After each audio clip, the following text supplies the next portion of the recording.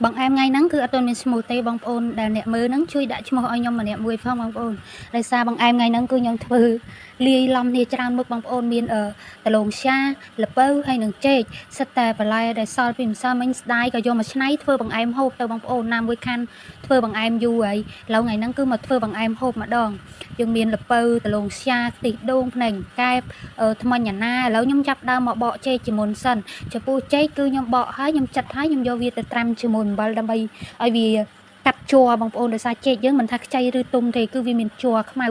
bây giờ dùng tram tới vì ai nâng ọt chùa dương giờ tịch phường em tới tật bằng em dương thla ọt mèo tôi bị chết bỏ hái nhưng mà thôi ca chặt là bờ trắng chặt chẳng mấy các bạn đây ai tại nghề sửa nông cà phê ai bị chặt ăn chặt lười cho pua nhóm chặt chia đông chị đông chẳng hay chặt tôi để đằng hay tại lố nhóm đã tama gì hiền tí hay ni là bờ tại lố nhóm đi trong rồi là hái nhưng mà chặt chết mà đòn trong pua vị thi phường em ni nhóm riêng fly coffee cane tại vậy hay mà nhà na ní trong tram từ đau các bạn từ chẹt các bạn sai chợ bằng ôn têแล้วเครื่องเตะบ่យើងរៀបចំរួចរាល់ហើយแล้วខ្ញុំចាប់ដើមទៅធ្វើវិធីធ្វើថ្ងៃនេះរៀងខុសសាមុនបងប្អូនសាមុនខ្ញុំដាំទឹកធ្វើសានេះគឺខ្ញុំរងាស់ខ្ទិះដូងមួយកំប៉ុងរងាស់វាឲ្យឡើងពុះបានខ្ញុំធ្វើការចាក់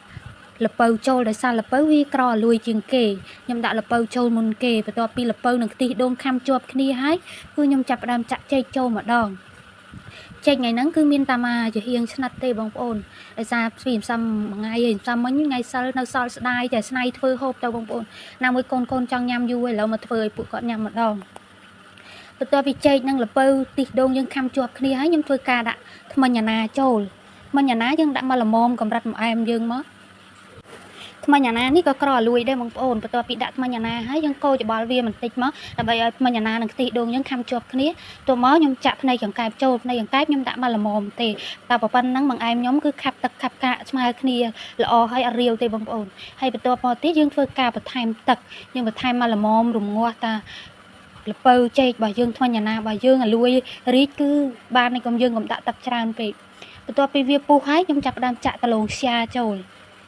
បងឯមថ្ងៃនេះจะរៀងឆាប់ឆាយដែរបងប្អូនតែមិនដឹងដាក់ឈ្មោះអីបងប្អូនជួយដាក់ឈ្មោះម្នាក់មួយផងណាបន្ទាប់មកខ្ញុំកូរវារងាស់វាឲ្យឡើងផុយរៀងខ្លួនសិនហើយខ្ញុំធ្វើការដាក់ស្ករខ្មែរចូល2វែកបងប្អូនចំពោះបងឯមយើងធ្វើស្ករសវាអត់សូវមានរសជាតិឆ្ងាញ់ទេបើសិនជាបានស្ករត្នោតស្ករខ្មែរយើងចេះធ្វើទៅគឺរសជាតិវាគឺឆ្ងាញ់មែនទែនបងប្អូនផ្អែមរបៀបផ្អែមខ្ទិះជាតិសាហាវហ្មងបងប្អូនឥឡូវបងឯមខ្ញុំគឺចាប់ផ្ដើមស្អិនហើយបងប្អូនវីដេអូហ្នឹងវែងណាស់តែខ្ញុំកាត់ទេបងប្អូនប្រហែលជាកន្លះម៉ោងអីនោះតែខ្ញុំកាត់យកតែកន្លែងសំខាន់ឲ្យបងប្អូនមើលទេបងប្អូនដោយសារបងឯមនេះអ្នកណាក៏ចេះធ្វើដែរហើយវីដេអូខ្ញុំមានតែប៉ុណ្្នឹងឯងឥឡូវចាប់ផ្ដើមដួសចាយបងប្អូនខ្ញុំម្នាក់មួយចានហើយបងប្អូនអរគុណច្រើនជំរាបលា